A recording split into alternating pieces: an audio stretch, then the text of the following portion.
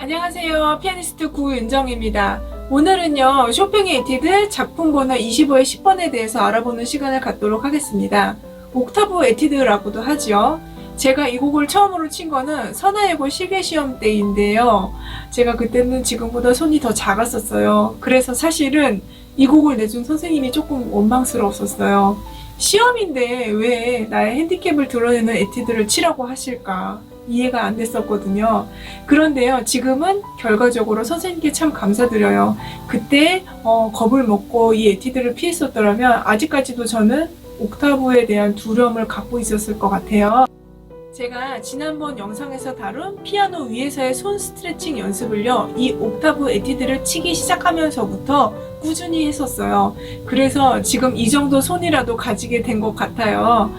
유학 시절 때 나갔던 콩쿠르나 시험에서도 이 에티드를 많이 쳤었는데요. 제가 알고 있는 연습 방법들이나 또 이 곡을 칠 때 정말 유념해야 될 내용들을 설명을 드리도록 하겠습니다. 네, 구독과 좋아요, 댓글 많이 남겨주시면 감사하겠습니다. 네, 레슨 내용이 많아 영상이 길어질 것 같아서요. 오늘은 파트 A까지 하도록 하겠습니다. 우선 이 곡의 연습에 들어가기에 앞서서 지난번 영상에 손 스트레칭부터 하고 시작을 하실게요. 스트레칭을 먼저 해서 손을 풀어주셔야 옥타브를 짚기가 훨씬 수월해지거든요. 네, 이 곡은요, 양손 옥타브의 레가토 연습을 위한 곡이에요. 이 곡 또한 손목과 팔 전체의 릴렉스와 손목의 높이 컨트롤이 정말 중요합니다. 그리고 이 에티드도 힘의 안배를 아주 잘 해주셔야 돼요.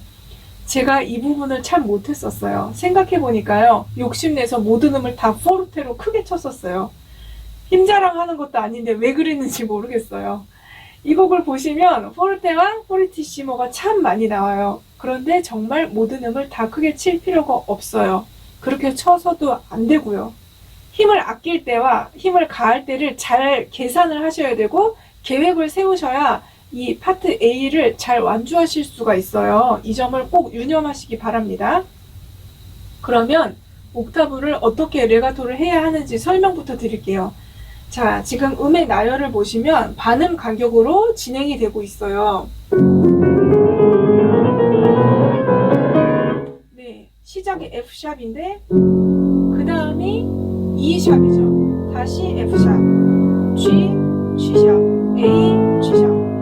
이런 식으로 반음 진행인데요. 검은 건반을 짚으실 때는 손목의 위치가 아주 약간 흰 건반의 위에 위치에 있고요. 다시 흰 건반에 짚으실 때는 살짝 내려옵니다. 다시 위, 아래, 위, 아래.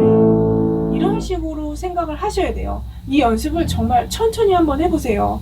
손목을 살짝 올리고 내리고 하는 이 움직임이 곡선이 되도록 신경을 써주세요. 이 과정에서 손목 릴렉스를 꼭 느끼셔야 레가토가 이루어질 수가 있어요. 그리고 옥타브 레가토를 해야 한다면 소프라노와 베이스 성부만 레가토 하면 옥타브 레가토가 될 것 같지만 사실은 그렇지가 않아요. 옥타브 레가토를 정말 잘 하려면 엄지손가락의 터치가 아주 중요해요. 물론 엄지손가락을 연결을 할 수는 없어요.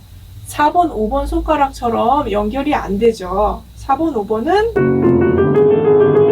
연결이 되지만 엄지손가락은 연결은 안 돼요. 그렇지만 엄지손가락의 소리를 어떻게 내느냐에 따라서 옥타브의 퀄리티가 더 좋아질 수도 있고요. 그저 그런 옥타브 레가토가 될 수가 있어요. 특히 첫 마디부터 네 번째 마디까지가 엄지손가락을 어떤 터치로 치느냐에 따라서 소리가 많이 달라져요. 제가 두 가지 경우를 쳐볼게요. 첫 번째는 소프라노와 베이스만 연결했을 때의 소리입니다.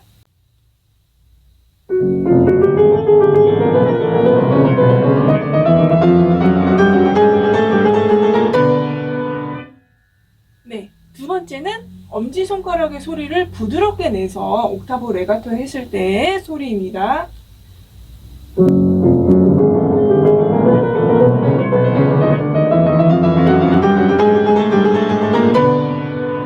네, 제가 들었을 때는요, 첫 번째 경우에는 소리가 조금 납작했던 것 같아요. 더 정확하게 말씀드리면 소리의 울림이 좁았던 것 같아요.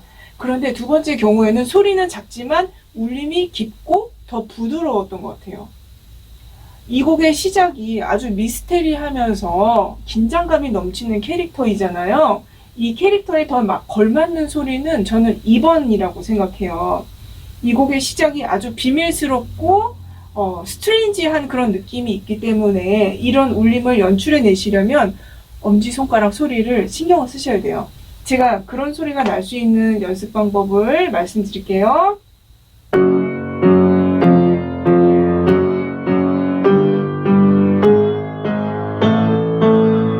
네, 제가 화면에 연습 방법을 띄워드렸는데요. 소프라노와 베이스는 그대로 치시고 엄지손가락만 2번씩 릴렉스 하는 연습을 하시는 거예요. 이 연습을 하시면 엄지손가락에 힘이 많이 빠지게 되면서 부드러운 소리를 낼 수 있게 돼요. 꾸준히 많이 해보세요. 그 다음은 소프라노와 베이스의 레가토를 위한 연습입니다.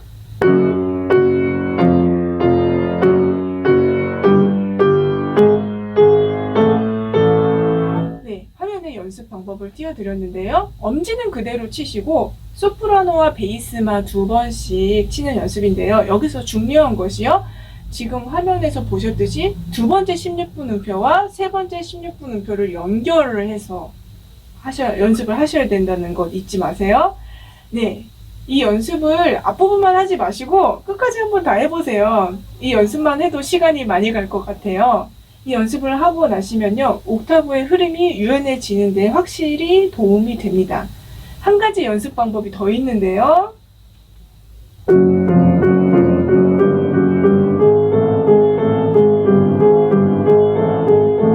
네, 이 연습은요, 앞에 말씀드린 2가지 연습을 다 한 다음에 해보세요.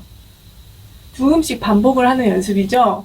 손목이 부드러워지고 옥타브의 손 모양이 잡히는 데에 도움이 될 것입니다. 네, 이제는 음악적인 흐름을 한번 살펴볼게요. 제가 페달 표시를 악보에 해두었습니다. 3번째, 4번째 마디에서 저는 스포르잔도의 페달을 밟아요. 그래야 스포르잔도가 훨씬 임팩트 있게 들리거든요.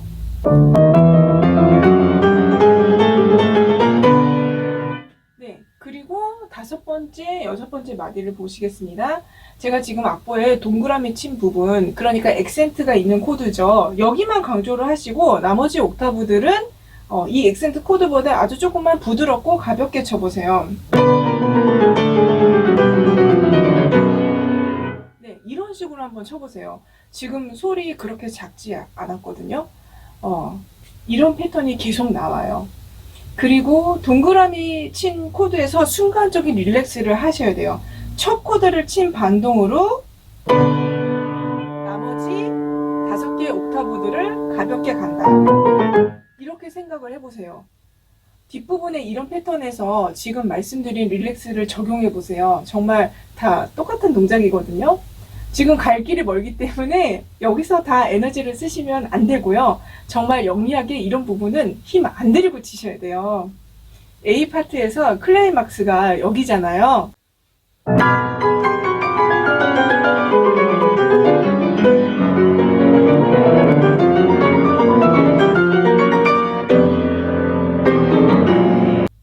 네, 여기를 위해서 앞에는 힘을 아껴 두셔야 돼요. 이해가 되시죠? 그리고 액센트가 있는 코드에 대해서 설명을 드릴게요. 이 코드에서 옥타브보다는 가운데 성부의 소리가 더 부각이 되어야 되거든요.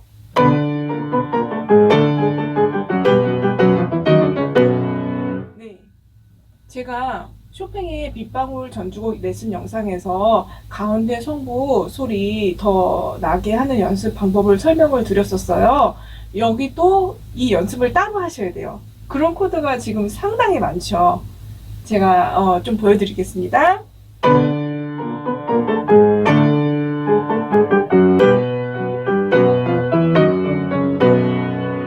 네, 2번 손가락을 약간 세워서 연습을 하셔야 되는데요.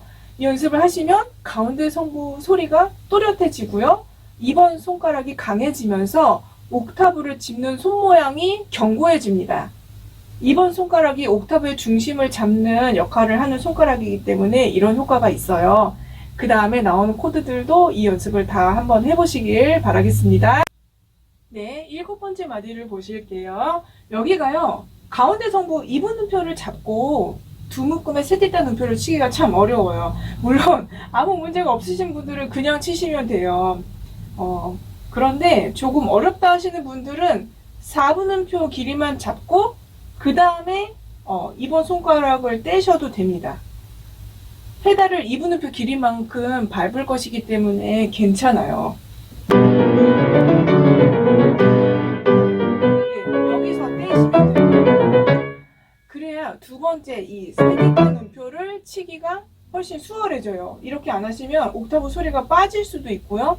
템포가 느려질 수가 있어요. 왜냐면 2분 음표를 끝까지 붙잡고 치다 보면 손목이 불편할 수가 있거든요. 그 다음 프레이즈도 마찬가지예요. 이 부분은 사실 앞에보다 포지션이 더 어려워요. 그래서 가운데 이 B 플랫을 4분 음표 길이까지만 잡고 치시고 그 다음에 떼셔도 괜찮습니다. 대신에 2분 음표 소리를 처음에 잘 내주셔야 되는 게 중요해요. 네. 그리고 여기서 옥타브를 너무 무겁고 크게 치지 않도록 신경을 쓰세요. 네.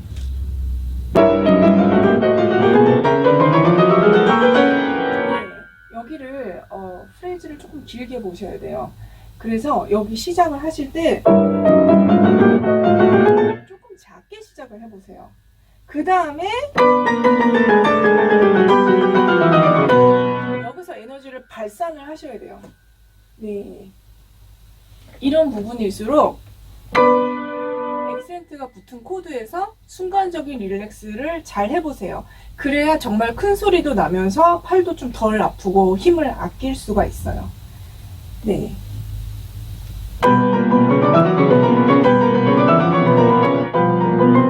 네, 세 번째 마디에서 조금 작게 시작을 하셔서요. 네 번째 마디까지 조금 크레신도를 해보세요. 다 크게 치시면 안 돼요. 그 다음에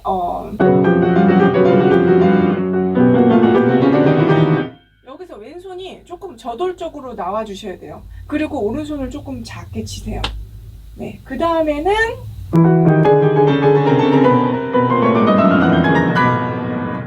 양손을 정말 몰아붙이듯이 쳐주셔야 돼요. 그리고 스포르찬도를 통해서 점점 크레신도를 해서 클라이맥스 첫 코드까지 가주세요.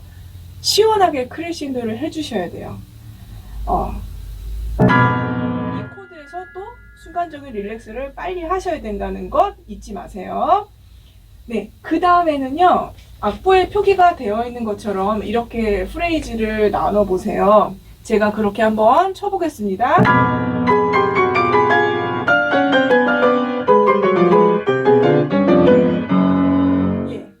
이렇게 연습을 하시고요. 그 다음에는 두 마디가 한숨에 갈 수 있도록 조금씩 템포를 올려보세요. 그 다음에 이 왼손의 F샵 옥타브 쾅 하고 충분히 소리를 내주시고요. 제가 이 올라가는 부분을 조금 작게 그루핑을 한번 해보겠습니다.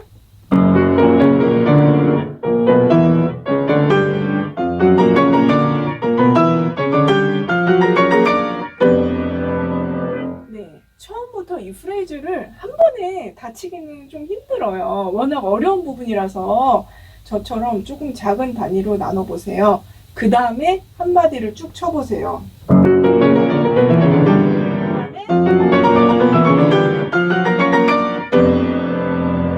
이렇게 조금씩 그 단위를 늘려보세요.